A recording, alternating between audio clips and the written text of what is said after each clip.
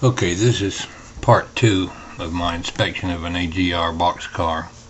If you haven't seen part 1, you probably should go back and watch it before watching this part 2, get a better understanding of what I was talking about. Right there it says RB inspect. Those roller bearing wheels were inspected the 7th month of 07 by GRSD, whatever shop that is.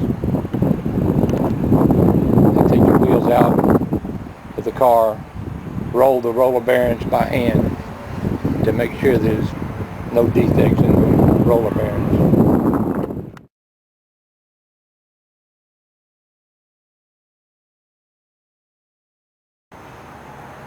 That gray device you see riveted to the side of the car right there, electronic identification device, it's read by a scanner as it goes down the track, and all the information about the car is on there. So the computer would know what box car is passing, where the freight car is. That's how they keep track of them. It'll even tell the computer whether this is the left side of the car or the right side of the car. Is the hot box detector reads the temperature to the wheels as they go by. Also, the computer is used to keep track of where people's freight cars are. So every time it passes a scanner, the computer knows where it's at.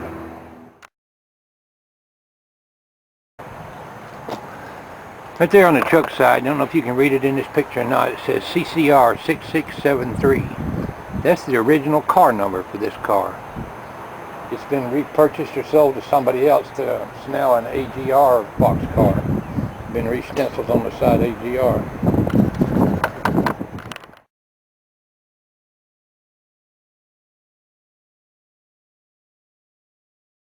This particular car has standard slide type, what I call slide type, standard boxcar doors. And it says door lubed 10 of 04. They greased the rollers under the wheel, checked it on back in 04. I see a certain amount of damage on the car. The door where it's banged and bent up, but still in service.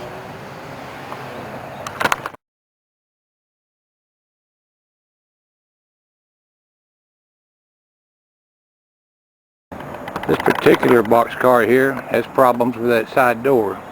See 3 shiny spots on the ribs right there where the door's been rubbing every time it opens. That means the side of the car is bulged somewhat, or either the door is bent in. So as a result, when the shipper opens that door, it hangs up on all 3 of those ribs, making it more difficult for him to get the car door open. That's what's caused the damage on the lip there where the door seals shut. People have been shoving on them with forklifts and banging on them with hammers trying to get the cotton picking door open. If the door is properly maintained, one man can push it open by hand. But due to the results of the condition these doors get in, customers have to beat on them with hammers and pull with chain hoists and everything else sometimes to get the car door open.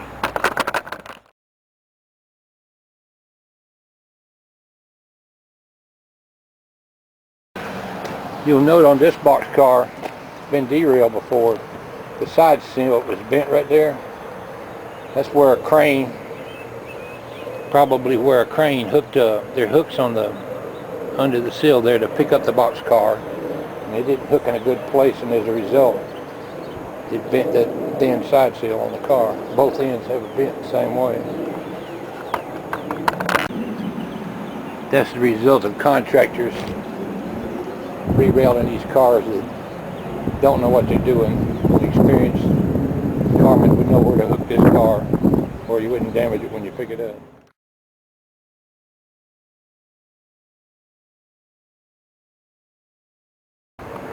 That thing you see right there on the side with the white painted on the handle is a retainer valve. That's used primarily in places where a car's going to be coming down a mountain or something. You can put that thing up in high pressure and it'll hold a constant 20 pounds in the brake cylinder, so the train will be less likely to run away with you.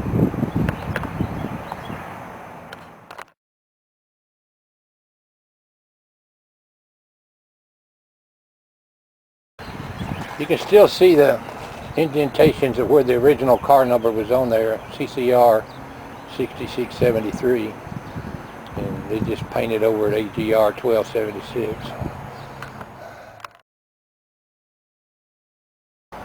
The size of the roller bearings is written right on the end of the journal there. It says 6 by 11. This particular roller bearing was made by Timken.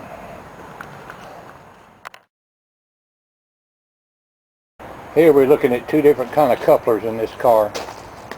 Here on the A end of this AGR car has a standard E-type coupler coupled up to a newer design shelf coupler.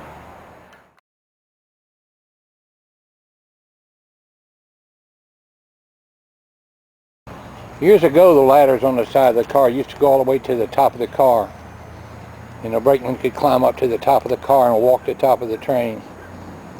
But they cut all the ladders in half where you can't get on top of freight cars no more. So you see the ladders there just go part way up.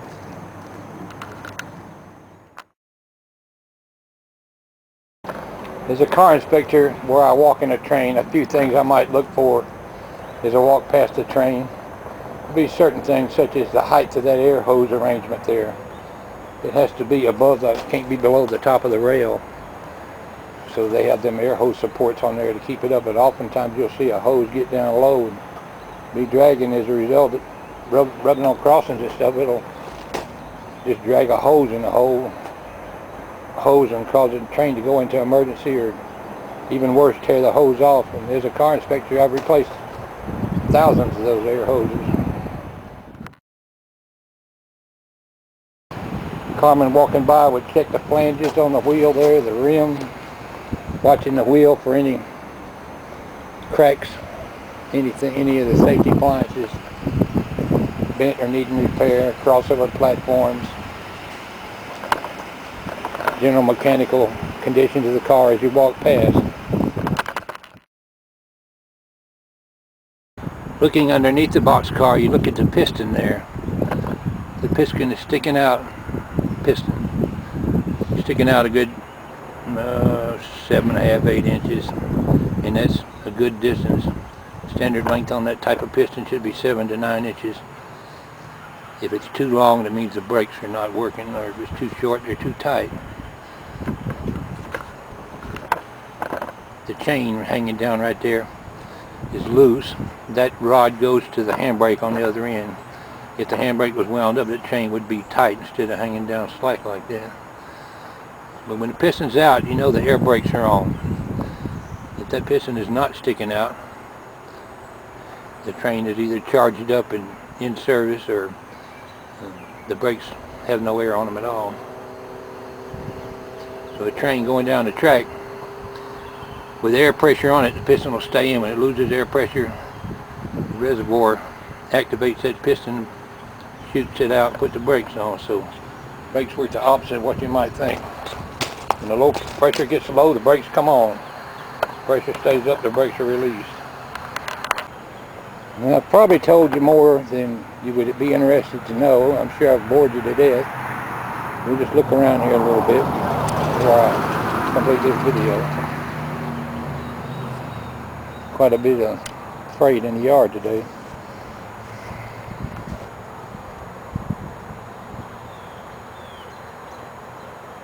Yeah, I hope you learned a little bit of something about a boxcar. There's plenty more I can say on it, whether I make myself understood or not.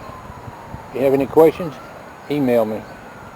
I'll be happy to tell you anything you want to know about a freight car.